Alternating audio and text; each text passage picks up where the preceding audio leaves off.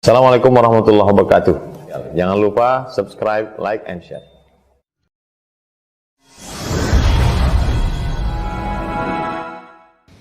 Kita buka pengantarnya dulu, mudah-mudahan cukup.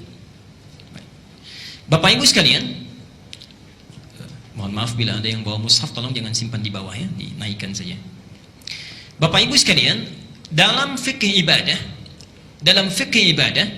ada ketentuan dalam agama kita, bila kita ingin bersemangat dalam menunaikannya, maka sebelum kita tunaikan, catat dulu keutamaannya. Ya. Jadi kalau Bapak Ibu misalnya ingin menunaikan satu amalan, supaya teguh kita menunaikannya, ada semangatnya, jangan dulu dilakukan. Keluarkan dulu keutamaannya di ayat-ayat Quran, atau di hadis Nabi SAW. Setelah diketahui keutamaannya, tunggangi ayat dan hadisnya. Kalau kita bisa melakukan ini, insya Allah nanti ada dorongan dan motivasi kuat untuk menunaikannya. Kadang-kadang kita mohon maaf ya, kalau beramal itu kurang diketahui motivasinya. Sehingga ketika beramal begitu-begitu saja. Mau baca Quran ya baca, enggak ya enggak, gitu kan? Mau jamaah ya jamaah, tidak ya tidak. Padahal orang yang tahu motivasinya, ditunggangi ayat dan hadisnya, maka besar kemungkinan dia akan menyesal bila tidak melakukannya. Saya beri contoh begini misalnya. Bapak yang tidak biasa sholat berjamaah, barangkali belum tahu keutamaannya. Tapi sebelum kita menunaikan sholat berjamaah di masjid, kita keluarkan dulu dalil Quran atau hadisnya, kita tunggangi itu, barangkali motivasinya akan beda. Saya beri contoh. Nabi menyampaikan, orang yang menunaikan jamaah di masjid, dengan yang sholat di luar masjid, di berbagai tempat, maka perbedaannya itu ada kurang lebih 3 perbedaan. Satu, orang yang menunaikan sholat di masjid, maka langkah pertamanya menggugurkan dosa-dosa yang dia bawa. Langkah selanjutnya mengangkat derajat di sisi Allah Subhanahu wa taala. Bayangkan, bagian pertama.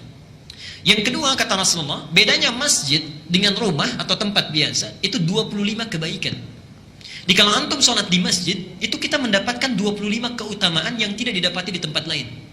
Bayangkan, rumah sudah di samping masjid. Antum memilih sholat di rumah, padahal bisa ke masjid, kita kehilangan 25 kebaikan. Kehilangan peluang gugurnya dosa.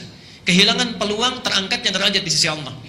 Bagian ketiganya, sholat yang ditunaikan dengan berjamaahnya, maka akan mendapatkan 27 derajat keutamaan dibandingkan sholat sendirian.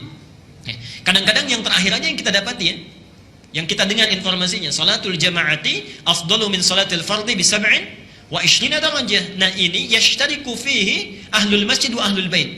Ini berlaku bagi orang yang sholat di rumah atau di masjid. Kalau sholat berjamaah dia dapat pahala itu. Tapi dia kehilangan 25 kebaikan. Dia kehilangan potensi ampunan. Dia kehilangan potensi untuk diangkat derajatnya oleh Allah.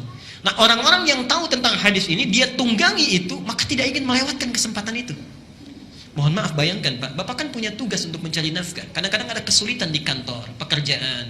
Kita tunggangi sholat berjamaah, Allah berjanji mengangkat derajatnya, dilepaskan dari persoalan. Ya.